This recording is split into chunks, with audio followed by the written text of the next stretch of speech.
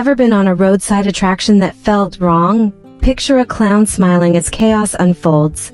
And know that this is only the beginning. Hey, I'm from Movie Recaps Hub Podcast. Today, we're diving into Rob Zombie's 2003 shocker House of 1000 Corpses. I'll walk you through the full story, scene by scene, so buckle up and try not to look under the porch. The movie opens on October 30th, 1977.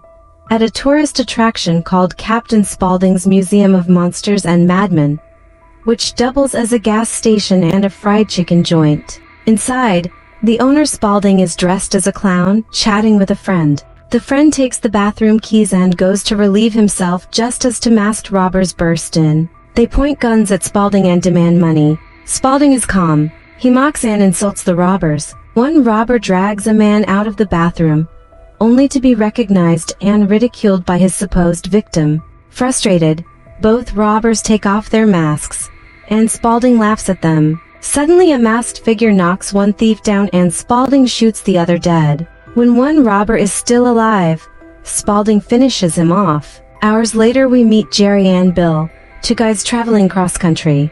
They are running low on gas, but they find Captain Spaulding's station. Jerry wakes his girlfriend Denise and Bill's girlfriend Mary, so they can explore. Bill tells Spaulding they are driving to write a book on offbeat roadside attractions. Jerry then reveals he already bought tickets for a tour called The Murder Ride and pushes the girls to go. They are reluctant but give in. Captain Spaulding narrates The Murder Ride, telling stories of serial killers while using realistic mannequins to reenact the grisly acts. The main tale is about local S. Quentin Quayle, also known as Dr. Satan. He was a murderer, torturer, and surgeon who experimented on mental patients to create superhumans. The locals discovered him and hanged him from a nearby tree. The day after his hanging he disappeared and has never been found. After the tour Jerry is thrilled but the others are uneasy. Denise calls her dad Donald to say they stopped for gas and will be late. A news report on TV plays a story about 5 cheerleaders who have mysteriously disappeared in the area with no leads. Jerry asks Spaulding where the tree is. Spaulding says it is a waste of time, but when Jerry insists, Spaulding draws a map and gives him complimentary fried chicken. The group drives off, annoyed that Jerry wants to search instead of heading home. They soon see a woman standing on the road asking for a ride. The guys want to help and pick her up despite the girls objecting. Her name is Baby and she is local. Jerry asks about Dr. Satan's tree. Baby says it is near her home and offers to take them there. Not long after, someone fires at their tires from the bushes, forcing the car to swerve. Bill asks for the spare, but Jerry admits he forgot it, leaving them stranded. Baby says they can walk to her house, and that her brother has a tow truck to get the car. Bill goes with Baby while the rest stay in the car. The scene cuts to a house where Otis has tied up the missing cheerleaders and humiliated them. Back at Baby's house, Bill sees creepy dolls staring from the entrance and shivers. Baby returns saying her brother left to get the others and invites Bill in. Back in the car, Mary hears strange noises and a man appears in front of them. It is the tow truck guy, and he is the same man who shot at their tires. In Baby's house, Bill learns that she does not live alone. Otis is upstairs torturing the cheerleaders, and he is Baby's brother. Baby flirts with Bill and he grows uncomfortable. The rest of the group arrives in time. Denise asks Baby if there is a phone to call her dad, but Baby's mom, Mother Firefly, arrives and says they have not had a phone for years. She flirts with Jerry. Jerry asks if the tow truck guy can drive them to a phone. Mother Firefly says his name is RJ and sends Baby to see if the car is ready. Baby returns and says RJ went for a tire and will not be back for hours. The group grows frustrated, but Mother Firefly explains today is Halloween Eve, a special day for them, and invites them to dinner. The evening turns bizarre. The family forces the guests to wear Halloween masks. A very tall man named Tiny enters wearing a strange mask and silently sits at the table. Mother Firefly writes a note telling him to fetch Grandpa. She explains that her late husband Earl once tried to burn down the house, saying he was possessed. Tiny had been sleeping in the basement during that fire and was badly burned, leaving him scarred and nearly deaf. The tale chills the guests. Grandpa Hugo joins and dinner begins. Jerry asks about Dr. Satan, but Otis appears and insists he knows all about him. Jerry mentions Spaulding's story, but Otis dismisses it. Grandpa Hugo calls dinner over and declares it is now showtime. He steps on stage and tells wildly inappropriate and gross jokes. The guests are uncomfortable, but Jerry is entertained. Baby performs a seductive dance that captivates Bill and Jerry. She flirts with Bill, and Mary, furious, shoves her and screams at her to stay away from her boyfriend. Baby lunges with a knife, but Mother Firefly calms her. RJ announces the car is ready and the guests rush to leave. They scramble into the car and speed off. But Baby appears and scares them. They try to flee, but the main gate is locked. Bill gets out to open it. Jerry jumps out to help and a scarecrow lunges at him, beating him brutally. The girls realize the scarecrows are actually Otis and Tiny. They lock the door, but Tiny smashes a window and drags Denise back inside.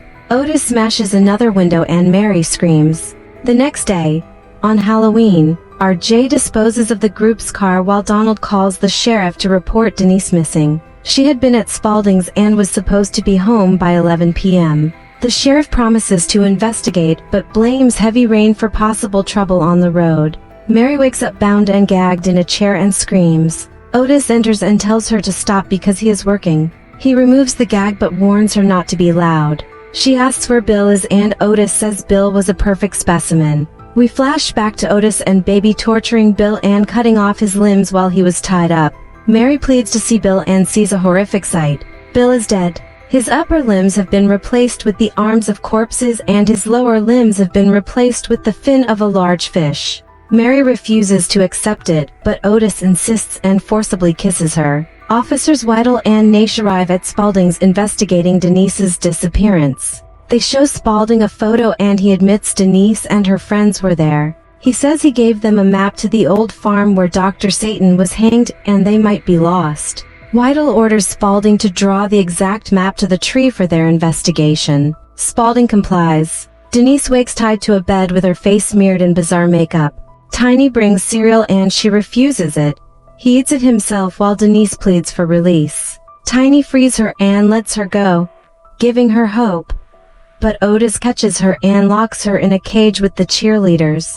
Meanwhile, the police find the destroyed, abandoned car. Jerry wakes tied to a chair and Baby plays a twisted guessing game, cutting his scalp when he fails to answer. The police inspect the trunk and find a cheerleader's body carved with the words treat or trick. Donald joins the investigation and together with the officers they visit nearby farms. At the Firefly residence, Naish and Donald search the back and Weidel goes to the front door. Mother Firefly warns Otis that cops are outside. He gives her a gun and tells her to go to the front while he checks the back. At the front, Mother Firefly greets Weidel, who shows Denise's photo. Naish and Donald break open a shed and find a nightmarish sight. Mary is alive, but brutally tortured, hanging from the ceiling among the dead, mutilated bodies of the cheerleaders. Naish radios Weidel, but Mother Firefly raises her gun and shoots Weidel dead. Donald tries to flee and Otis kills him. Naish surrenders. That night the family prepares a ritual,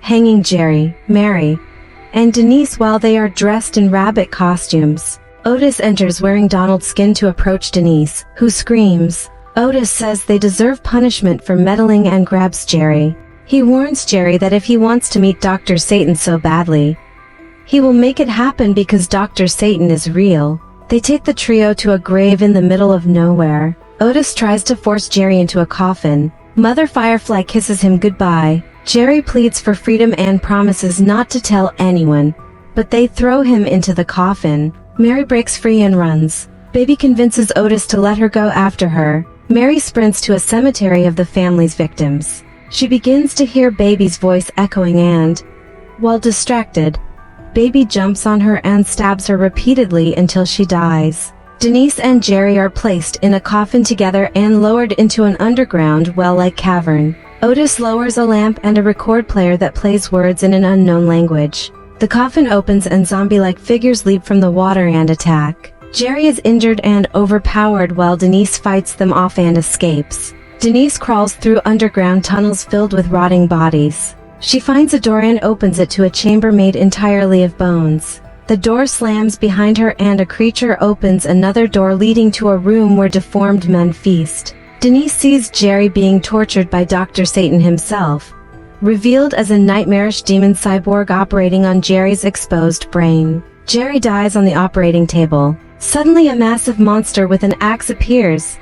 Mother Firefly's husband Earl. Denise tries to open the door while Earl swings his axe. Denise dodges and causes the axe to break part of the structure. The collapse buries Earl and he seemingly dies. Denise hides in a corner and survives. The next morning Denise crawls to the surface and wonders. A car approaches and Spaulding drives up. He gives Denise a ride, shocked at her condition, and tells her everyone has been looking for her. Denise asks to see a doctor and Spaulding reassures her. She passes out, and in a final twist Otis is revealed to be lurking in the back seat. Later Denise wakes up and finds herself strapped to Dr. Satan's operating table, realizing all her desperate fights to survive were in vain. That is the full story of House of 1000 Corpses. If you enjoyed this recap, please like, comment and subscribe. Tell me which scene shocked you the most or which movie you want next. Thanks for listening to Movie Recaps Hub Podcast. See you next time.